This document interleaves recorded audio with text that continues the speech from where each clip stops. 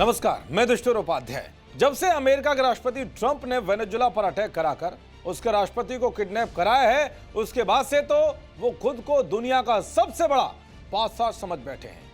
और इसी सनक में उन्होंने हाल ही में कई देशों पर कब्जा करने की मंशा जाहिर कर दी है, जिसमें ग्रीनलैंड, क्यूबा, कनाडा और मैक्सिको शामिल है। हालांकि ट्रंप के कब्जा नीति वाले इरादों के खिलाफ दुनिया भर के कई देश भी खुलकर सामने आ गए हैं। नाटो के 32 देश ही नहीं बल्कि रूस और चीन भी ट्रंप की दादागिरी के खिलाफ उतर आए हैं।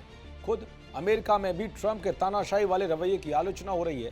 विपक्षी नहीं बल्कि उनकी ही पार्टी के नेता उनके खिलाफ दिख रहे हैं। इसके बावजूद भी ट्रंप सुधरने के लिए तैयार नहीं है। वेनेजुला के कई तेल टैंकरों को कब्जाने और उस पर अटैक करने के बाद भी ट्रंप अभी भी संतुष्ट नहीं दिख रहे। अब उन्होंने फिर से डकैत की तरह तेल टैंकरों पर कब्जा कराना शुरू कर दिया है। कुछ ही दिन पहले रूस के तेल टैंकर पर अमेरिका की सेना ने कब्जा कर लिया था, जिसके बाद रूस भयंकर भड़क उठा था और अमेरिका को परमाणु हमले की धमकी दे डाली थी।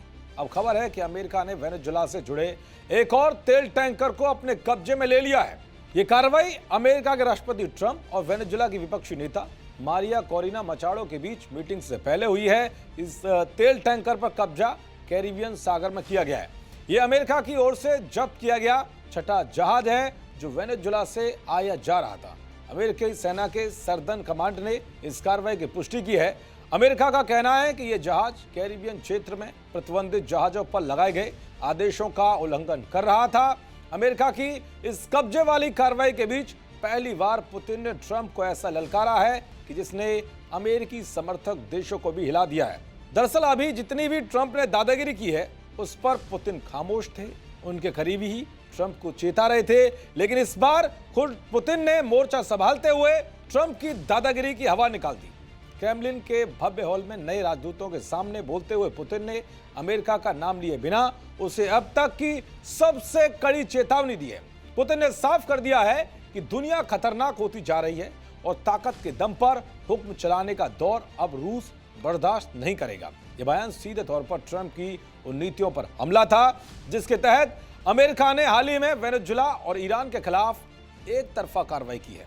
पुतिन ने स्पष्ट किया है कि दुनिया अब किसी एक देश के इशारों पर नहीं नाचेगी।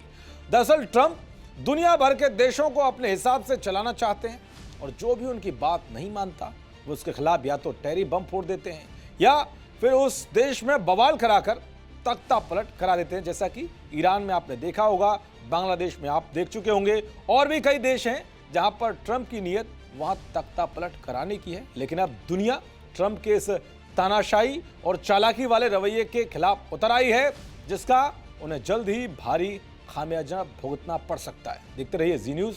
नमस्कार।